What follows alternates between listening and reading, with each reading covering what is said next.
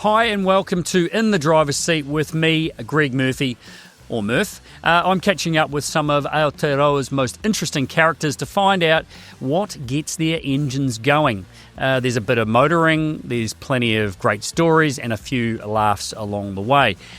First and foremost, a big thanks to my sponsor for the podcast, AutoSense. They are providers of fleet and driver safety solutions, helping to make our roads safer.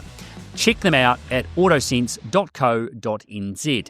Now, when it comes to bold ambition, innovation, and putting New Zealand on the global map, they don't come much bigger than my guest today. You'll know him as the founder and CEO of Rocket Lab, a bloke who grew up tinkering in his garage and went on to launch rockets into space. Not many people get to say that. So Peter Beck has redefined what's possible for a small nation at the bottom of the world. From Invercargill to orbit, his story is one of vision, risk-taking, and a relentless drive to shoot for the stars. Every single person, at least once a year, should take a blanket on a nice, clear, starry night, drive out to the countryside, pull up a chair, lie on the grass, and just look at the stars for an hour. Yeah. And you know, I don't have met anybody who just stares there and go, well, this is boring. Eventually, everyone starts pondering their own place in the universe. Yeah. I think it's a healthy thing to do. Yeah. In this episode, we explore how a self-taught engineer built one of the world's most respected aerospace companies. But first, let's go and see what kind of driver he is. Let's go for a spin.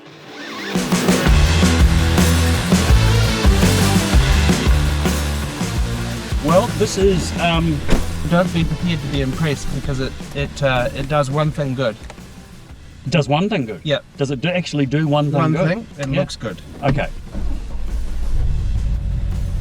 Boy. Classic. So, obviously, first and foremost, the DeLorean story. How, why, when did it become a possession? I've never been in one. This is my first one. My favourite movie as a kid was Back to the Future. Yeah. That's a pretty good choice. As far as cool cars go, it's right up there. You know, I thought, you know, Rocket Man would have his flux capacitor in there. We'd be bloody, you know, going back in time. I think 88 miles an hour was over optimistic because this thing could not do 88 miles an hour. Is that right? No. How funny. So, how long you had it? Oh, I've had it for years. Oh, really? Yeah. Yeah.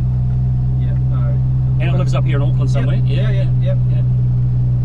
What kind of usage then does it get? Very little. Oh, well, I feel very privileged. It's one of those things. It's a cross between art and engineering. So isn't it just? More art than engineering, to be fair. I probably shouldn't be surprised, really, that you're a Back to the Future fan, really, should we? I know that you like driving. But has that been something that you've always been interested in as well? I mean, another interest of yours?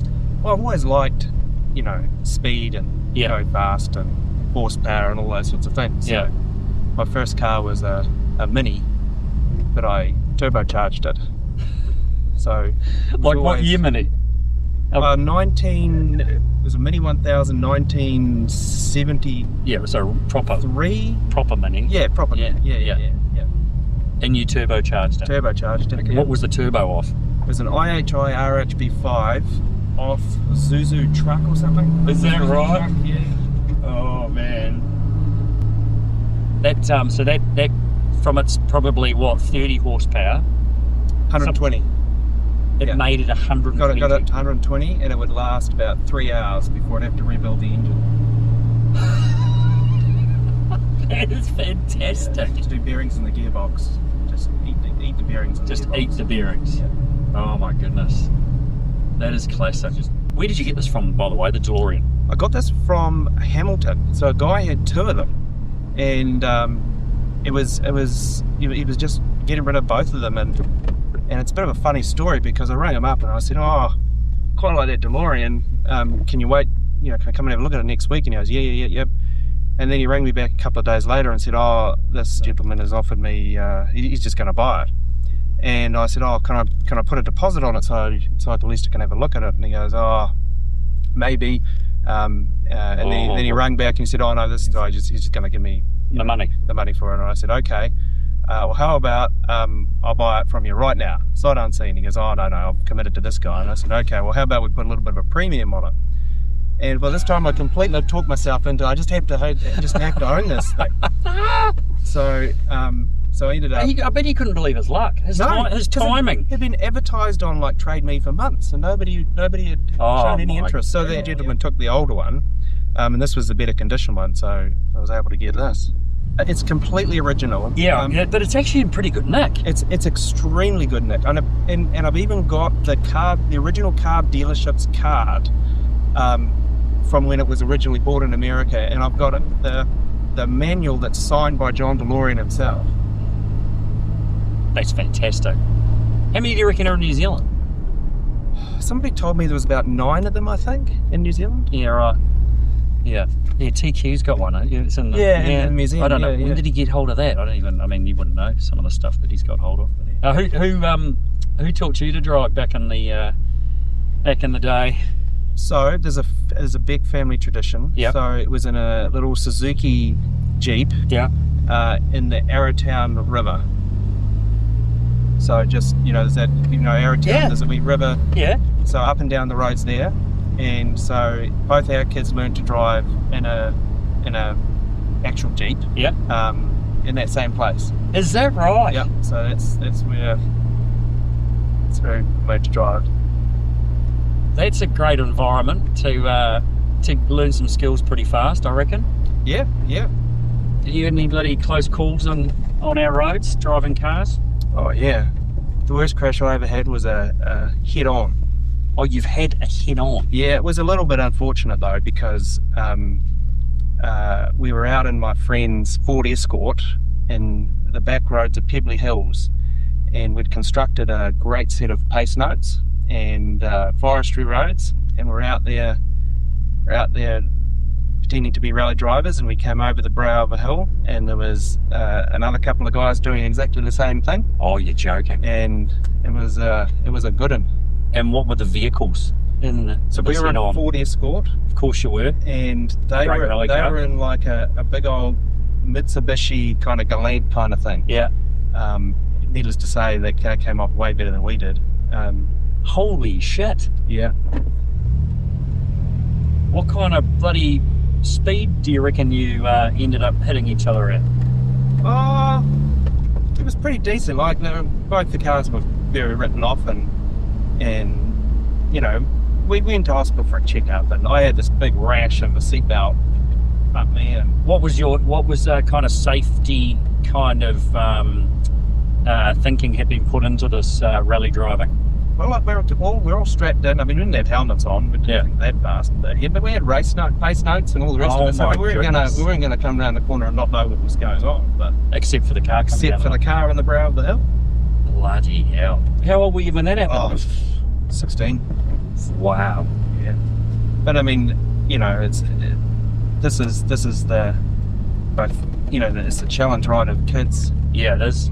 And it was a Ford Escort, so we probably weren't going that fast. But you can imagine like a turboed up something now. Yeah, but you don't need to be going fast. It's relative to the vehicle's construction, right? That's right. Mark II Escort. I mean, there was no safety thought into those cars effectively. No, well, the rear wheel tyre ended up embedded in the front windscreen because it came out of the spare well, went through the back seat, and ended up in the front windscreen. You're kidding? Yeah. And somehow just decided to go between the two of you. Between the two seats, yeah. Yeah. There's a lesson for making sure that you're restrain your rear tyre. Your stuff in the back seat and in the back of the car is restrained. Yeah. Wow, that was a get out of jail. I think the seat is just a seat there. I don't think there's much structure. No, there's nothing really holding it in place. Just opened up. Yeah. What an experience. Mm. All right, we've arrived back. Thanks for the drive. Appreciate you pulling this out of the shed, mate. No, it's good. Yeah, it gives you an excuse, I hope. Exactly. Yeah. We'll head into the studio and continue the chat. But that was very special. I appreciate it. My pleasure. Now I've got to get out. There we go. Did I just see the power of love? Yeah. In the tape deck too. In the tape deck. Oh, that is so iconic.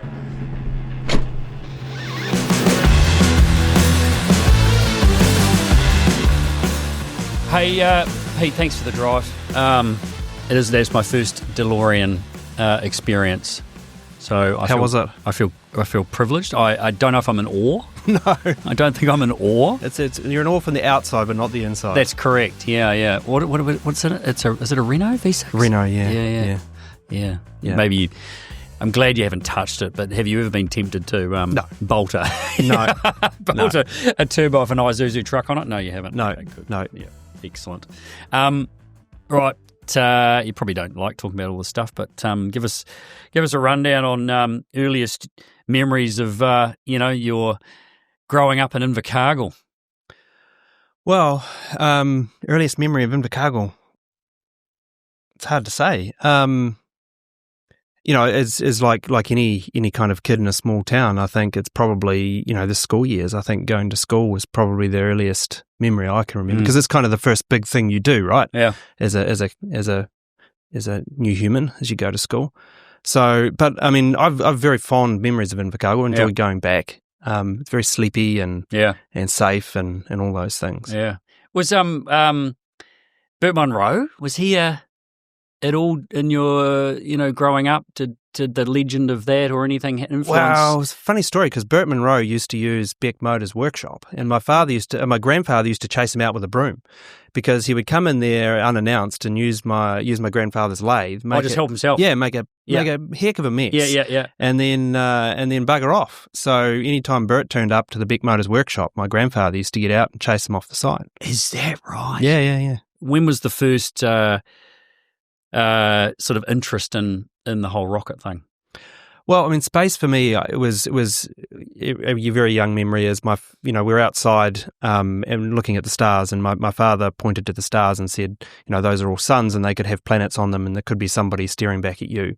And that was the first moment that it was kind of like, wow, this is much bigger than just me. Right?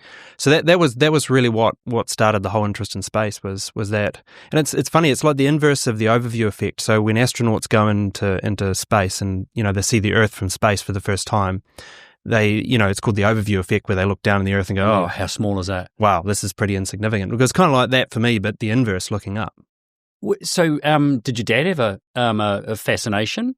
Yeah, well, he built Invercargill's the first telescope that used to be at the museum there. So yeah, we would, as kids, we would be helping out at the observatory and whatnot. So that's amazing. I would say that every single person at least once a year should take a blanket on a nice clear starry night, drive out to the countryside, pull up a chair, lie on the grass, and just look at the stars for an hour. Yeah. And I don't met anybody who just stares there and go, well, this is boring. Eventually, everyone starts pondering their own place in the universe. Yeah. I think it's a healthy thing to do. Yeah. Yeah, and then you see a satellite fly over. Yeah. And go, how the hell rocket lab again. Yeah, how did that bloody get there? Well, I know how it got there. There's this bloke, Peter Beck. Do you have any pinch me moments about just how this has turned into what it's turned into? Oh, really? A lot of people ask that, but no, because I feel like I'm about maybe a little over third to halfway done. So there's a lot more to go yet, and it's just a constant sprint. Yeah, but the way it's scaling and stuff. I mean, you obviously just knew once this got going, and obviously there's other people doing similar things or working in the same industry. You saw the scale, the scope of it just being almost, well, not endless, but I suppose there was just so much that needed and could be done. Yeah. I mean, we're trying to build the biggest space company in the world. Wow. And so you've got to put your shoulder down and work super hard. I mean, if you look at our two competitors, they're the two wealthiest people on the planet, so you're not going to outspend them to get there, so you have to outwork them. Yeah, and that's what you do. Yep. It's an incredible, I mean, I've had the pleasure, and it was absolutely mind-blowing to have a tour through the factories here in Mount Wellington. I mean, I don't know how I could put it into context to someone, because of the intricacy and and I love engineering myself. I'm not an engineer, but I enjoy understanding and seeing and the manufacturing and just why that's got to be there and why that's there and why that's there and why that's there all the way through it. It is just an incredible place, and seeing craftsmen and doing the work, because the beauty of the engineering is that something that you really you would, I'm sure, I know the answer to this, but seeing those things manufactured and built and come to life, the buzz must be enormous for you. I mean, we there is a tremendous focus on building beautiful things, and you can build anything two different ways, right? You can build something that is functional and looks ugly, and you can build something that's functional and looks beautiful. And there's just no tolerance for ugly functional things at Rocket Lab, whether it's a spreadsheet or a rocket or a satellite or you name it.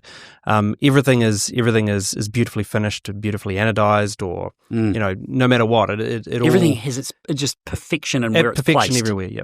And like, there is no pit stop on the road to orbit. It's 100% or it's international news. Yeah. So, there is, and this is where I think, some of our competitors have gone wrong is they, focusing on international news. Well, no, taking shortcuts and not doing it right. Yeah. There's been a lot of failure in the space industry, and it's when people are trying to cut corners.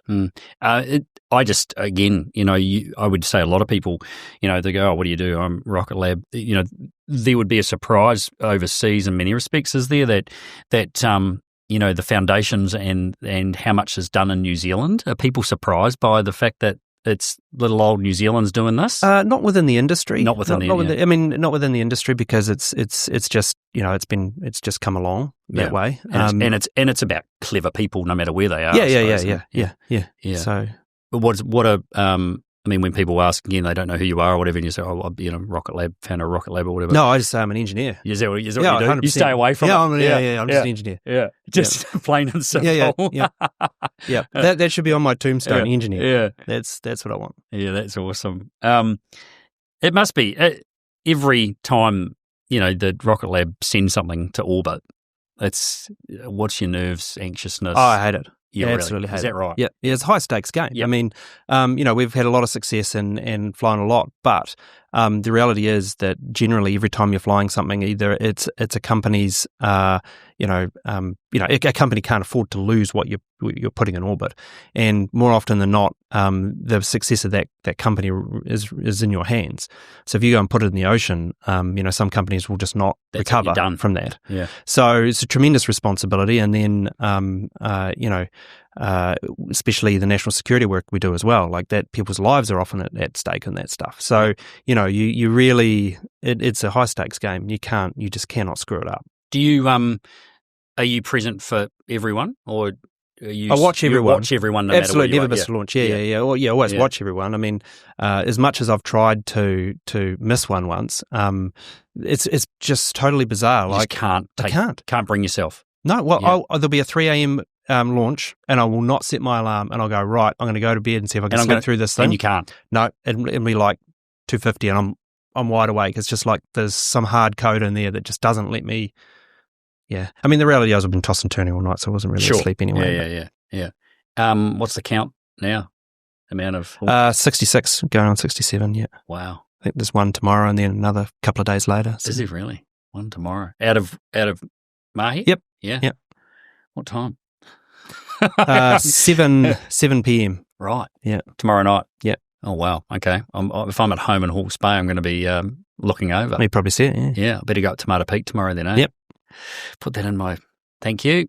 So no one will know. It would have happened by the time people listen to this. But there you go. 7 p.m. tomorrow. Righto. Good stuff. I hope it's a clear night. Is it supposed to be? We've been battling with it. Weather. They were supposed to go a couple of days ago over the weekend, but we're just battling with weather at the moment. So hopefully. All these things that play are such a big part of it. Mm. So out of, I don't know if you want to answer, out of that 66, how many haven't done what they're supposed to? Well, there's a test flight 1, which I absolved Rocket Lab from because it was nothing to do with us on flight 1. And then there's been another 3 along the way. Yeah. Yeah.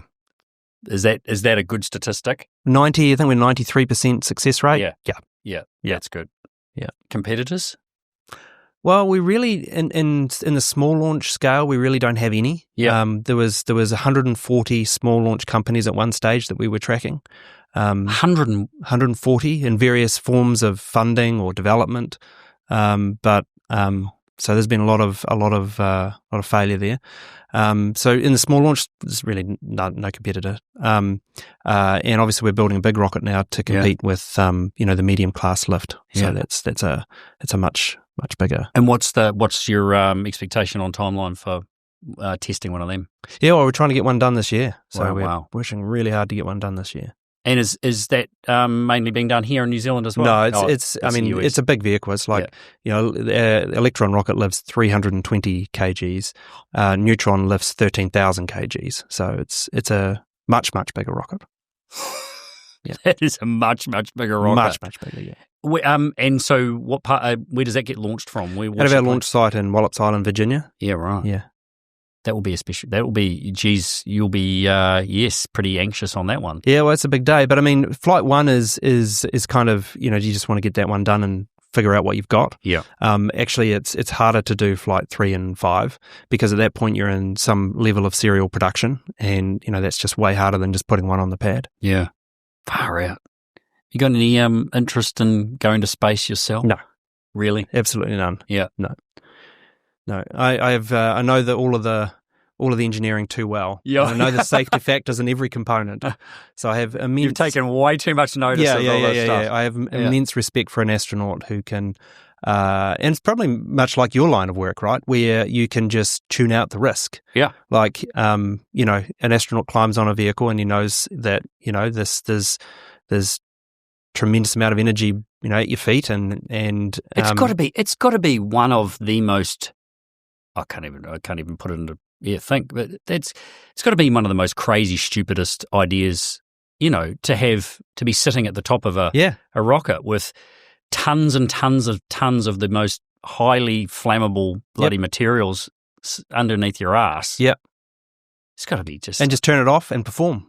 But it's no different to you. I mean, there's plenty of times you're scooting up towards a wall that you have, I bet you're not thinking about, I'm not going to crash here. It's just no, you're not. Off. No, but I think my risk level's a little bit less. To be honest, I don't think I can blow up, in a giant fireball. Well, you probably, I don't think it. Considering how many race cars race on any given day. True.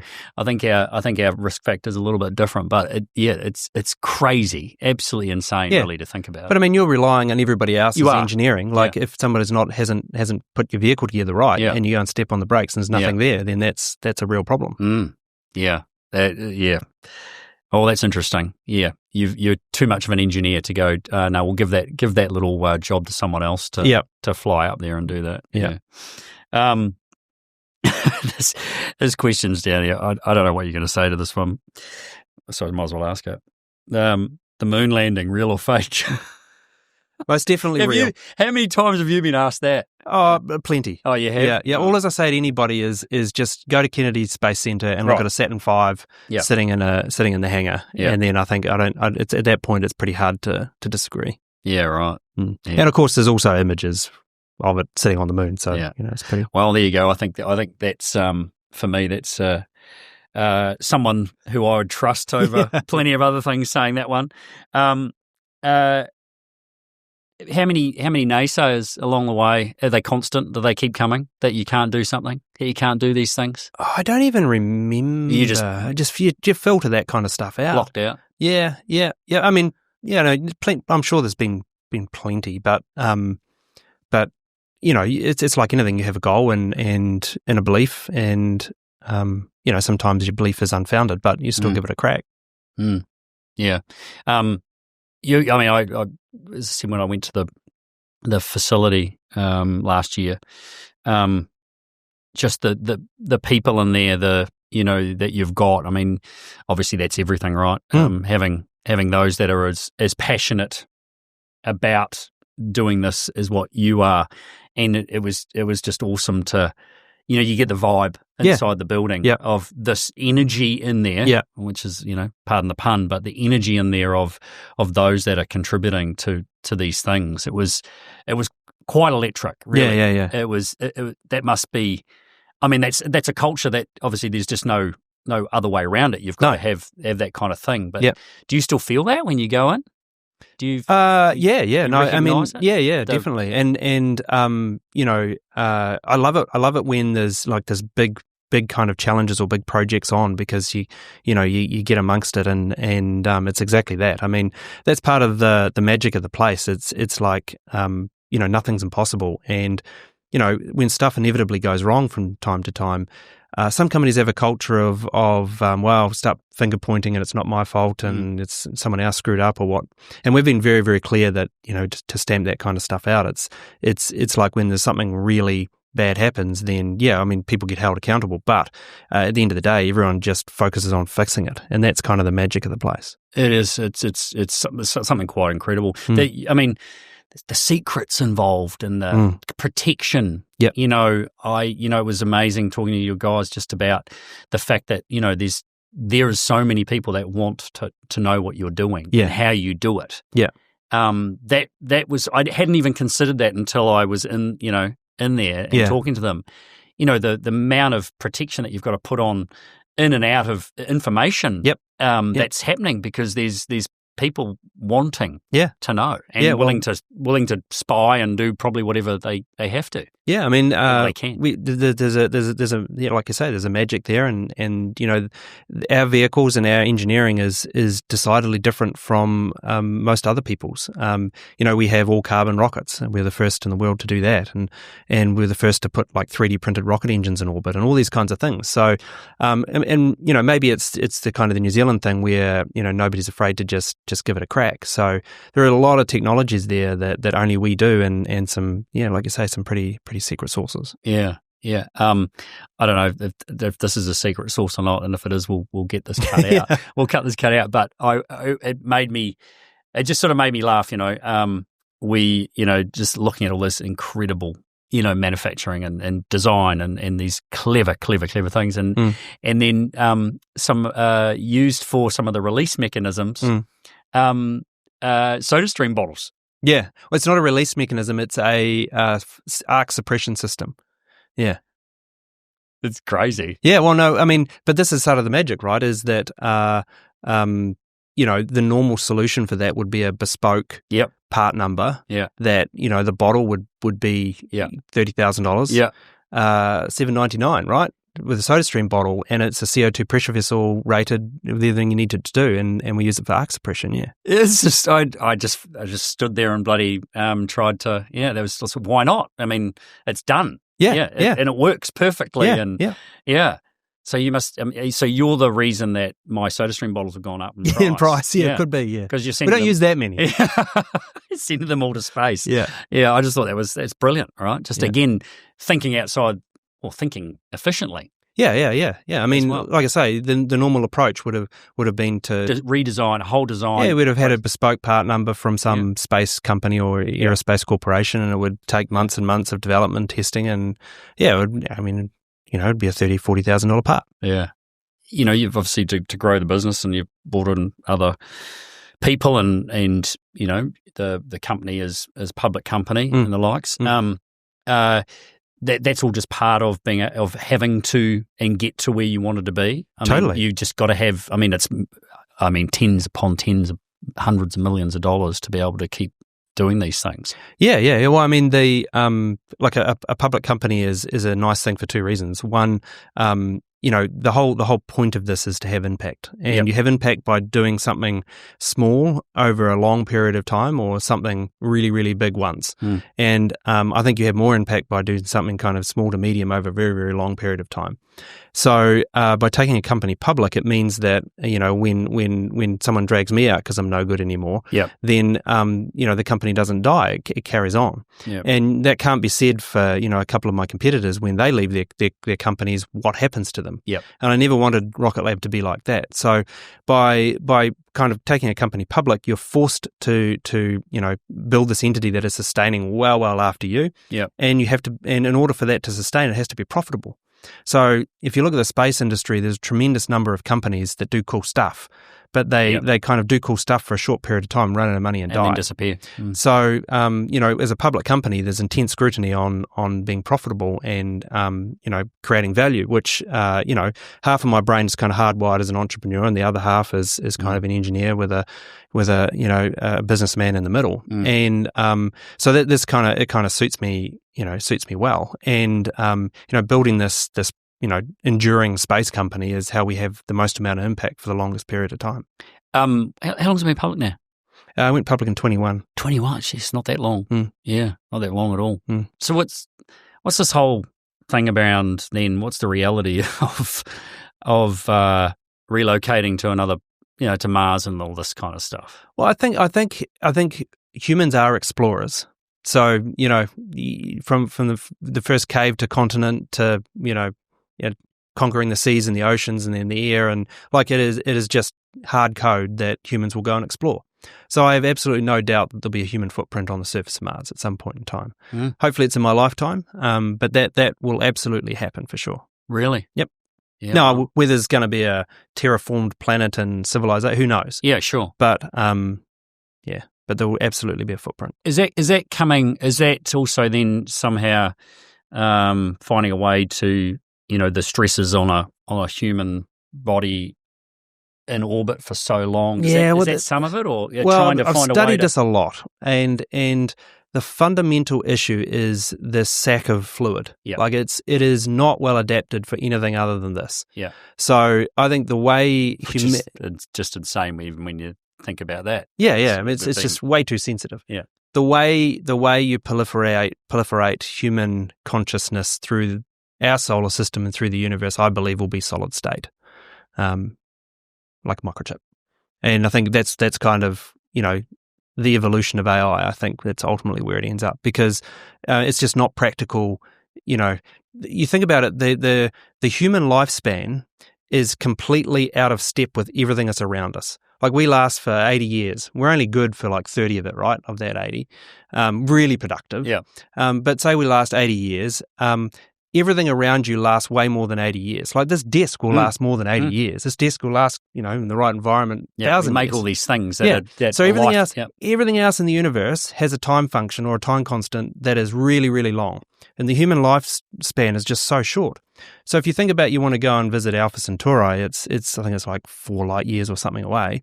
If you're traveling not at the speed of light, but it might take you 1,000 years to get there. 1,000 years for this table or a rock is nothing. It's a blink.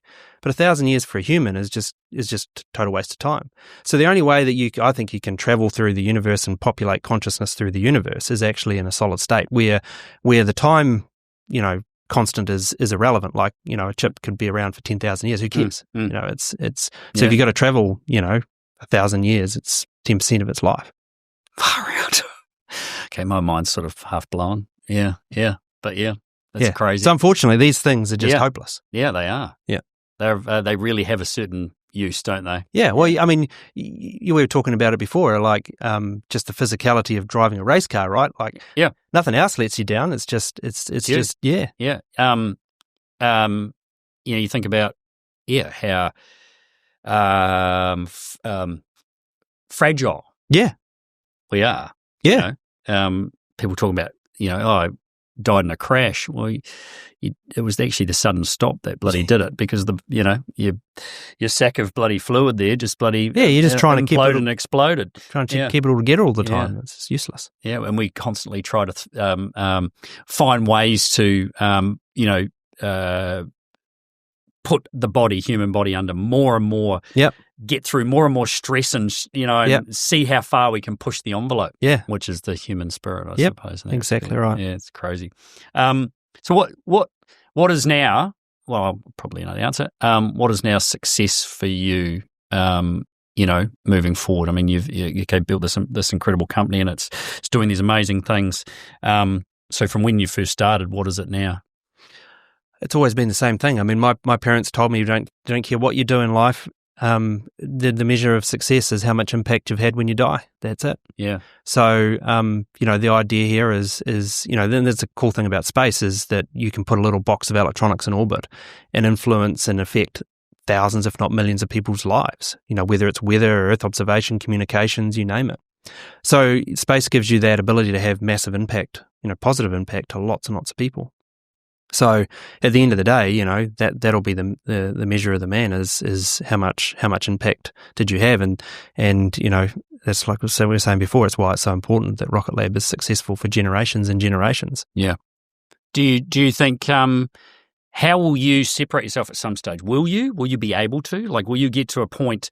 Have you at some stage that you'll go, right, I've contributed, I've done my part, and you'll step aside to actually spend more time doing other things? Will you be able to do that? Who knows? I have no idea. I think if I was making mistakes or not having impact, I would hope that either I would recognise that or somebody would tell me and give me the kick. Yeah. So that's really what it comes down to. Yeah, I'm lucky that it's all consuming, but I enjoy my job way more than I hate it. Yeah. So as long as that's the case, then why would you not do it? It's a little bit like, I suppose, a race car driver getting to a point where, all of a sudden they're not, doing the fastest lap. And they start to look at more information to go, well, what the hell's happened? Why am I not able to do that? Yep. Why am I not able to be that 1/10 faster here than that my 30-year younger teammate or 20-year younger teammate? Yep. And that's start the time to recognise. Yeah. And that's the time. Yeah. You got a knighthood. Yeah. I would imagine that probably came out of left field for you in some respects. Yeah. Yes, very much so. Yeah. What did everyone think about that? Well, so the way I look at that is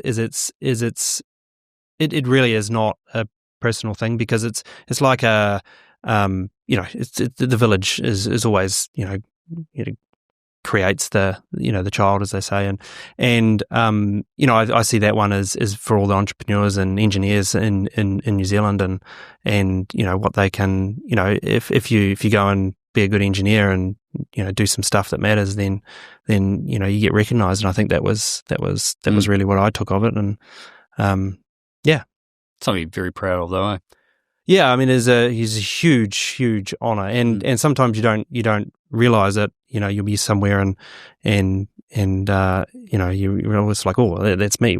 I better tuck my shirt in here. Yeah.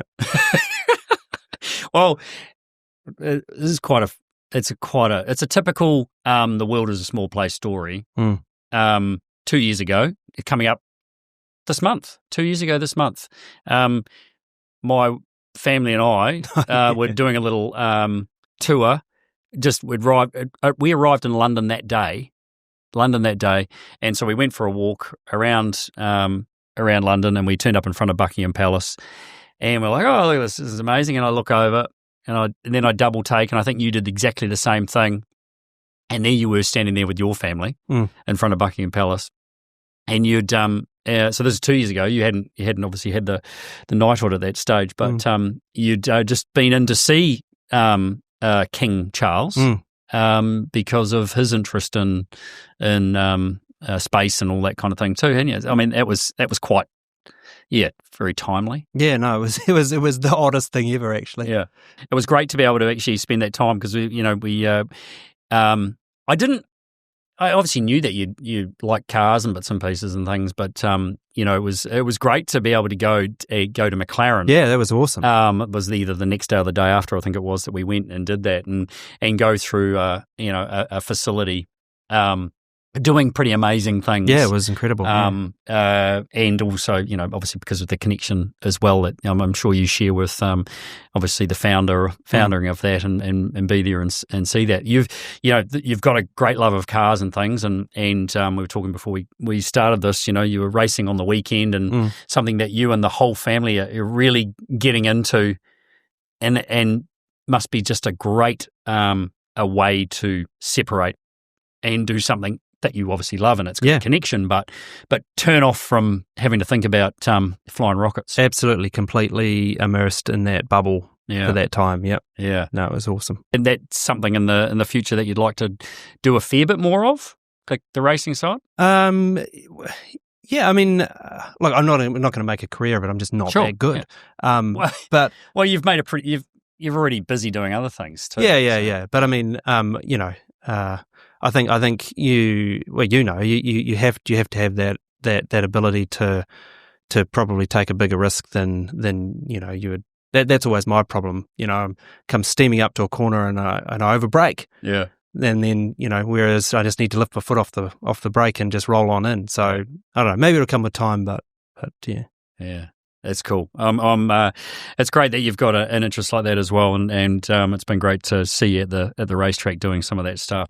Right, we've got some questions for you now, related. That's a little bit more in line with what our sponsor AutoSense does. So I'm going to throw those at you. Okay. Our mates at AutoSense are all about keeping Kiwi safer behind the wheel, and you understand that. So before we finish up, I want to throw a few things at you. So it's time to strap in. So Peter Beck, can you handle being in the driver's seat? Have you ever been pulled over by a cop? Of course. And have you used the I build rockets? No. No. When was the last time? Oh, I really don't want to say. I think that's way too embarrassing. Relatively recently.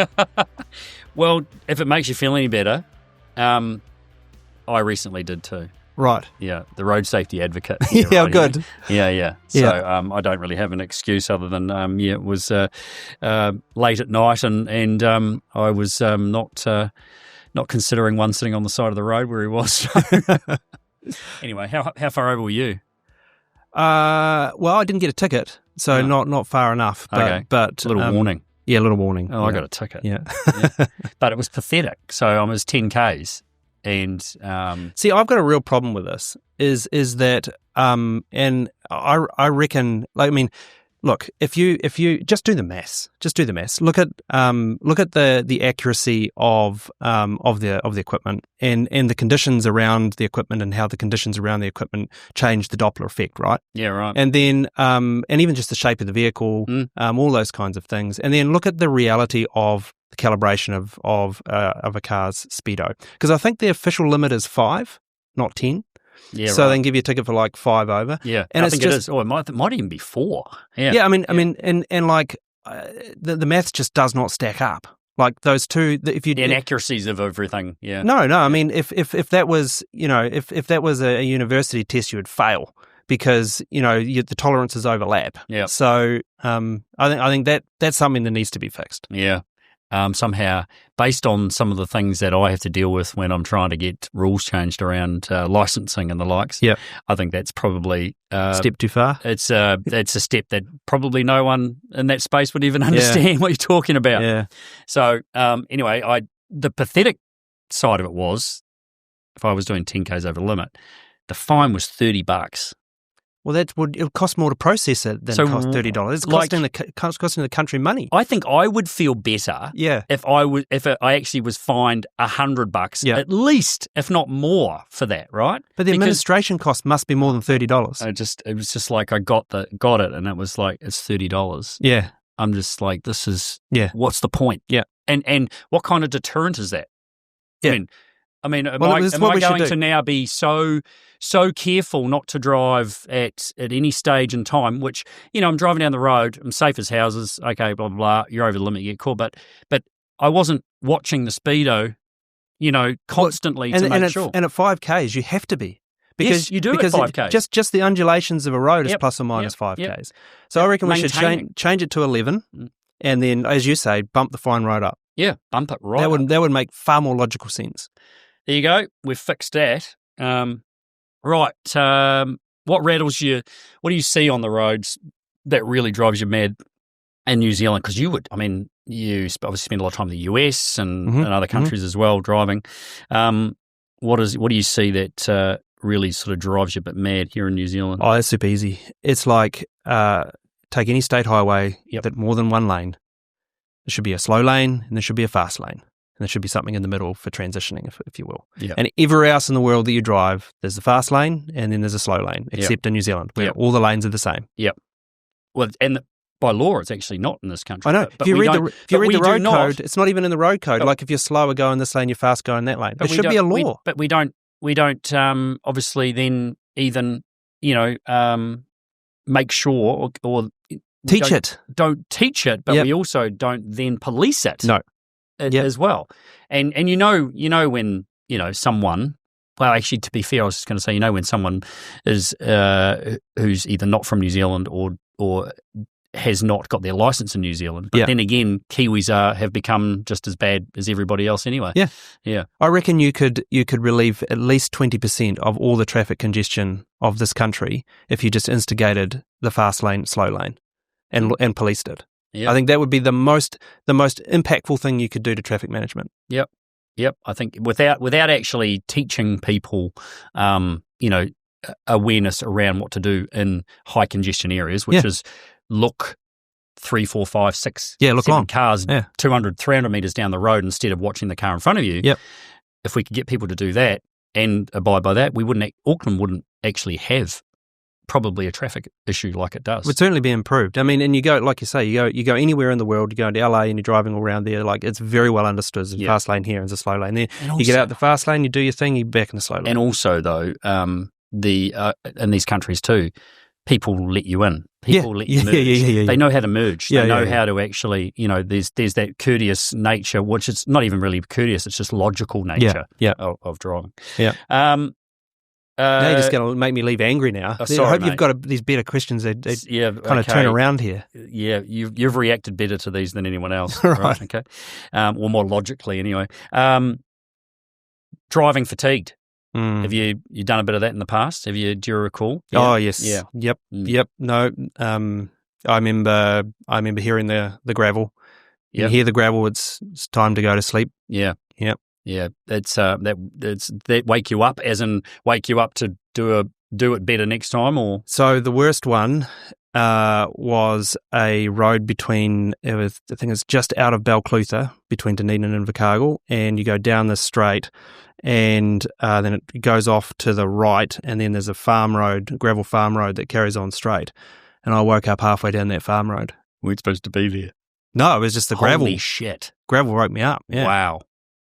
Okay, that was a wake up call, big time then. Big wasn't it? time. Yeah, Big time. There must be. How does that work in your industry? Actually, then I mean, with the seriousness of what you're actually bolting together, all that kind of stuff. I mean, we have FAA mandated, like during a launch period, we have FAA mandated times that you can stay on console for. Like you can't exceed a certain amount of time before you're out. Yeah. 100%. Yeah. Is that right? Yeah, and I'll and that was when I was young as well. So I'm not. Yeah, sure. Yeah, no, totally. But yeah, there must be heavy restrictions or controls around all that kind of stuff too. And even about even in the factory and things? I mean, people need to be alert, don't you? You can't. You can't make mistakes. I mean, look, make no mistake. We work hard. Like 8-hour day is not a common thing at Rocket Lab. Sure, absolutely. But the team is well kind of versed at recognising it. Yeah. What's your biggest distraction behind the wheel when you're driving? Thinking about sending rockets to space, or is it something else? I mean, do you sometimes, does your brain go off into some bloody tangent somewhere far away? So to be honest with you, there's many a time that I get into my car at home and I arrive at work and I have no recollection of the journey whatsoever. I'm just you're just thinking, or you're on autopilot, video calls or whatever, and you're just totally you have no recollection of the journey. Yeah. It's just all autopilot. That can be quite dangerous. Oh, could it? Yeah. I don't know. Maybe you are an autopilot. You haven't got a bloody Tesla over there. No, Abs can't drive one of those. Good. No. Well said. I like that. As someone who does deal with, amazing precision, I'm not coming off very good here. No, I'm starting to realise that it's real. It's not looking good. It's real. Yeah. It's very real. Do you think the average Kiwi takes driving seriously enough? No. Absolutely that's not. a pretty obvious question, really. Yeah. That one. No. Yeah. No. We take it for granted, don't we? Yeah, well, I mean, I've just proven that in a pretty conclusive way, haven't I? Well, yeah, I don't know about that. Maybe you have. I think I have. What about modern cars? This is actually be interesting to know what you think. I mean, we have gone, or manufacturers have just been forced into building certain tech into cars for the flaws of the people using them. Yeah. And I mean, I don't think, or personally, I know people don't even understand what that tech is. That's actually half the stuff that's in there. That's trying to fill the void or the gaps between the user and the vehicle themselves. I personally, I mean, there's too much stuff in there that is irrelevant. Yes, but you're a very good driver, so that probably makes sense. But if you think of, but if you don't understand the tech, yeah, or what it's about, I mean, that can also make it worse. Yeah, but you think of things like ABS and traction control ABS, and all of that kind of stuff, right? Yeah. Like you can make the argument that that's just sort of getting in the road.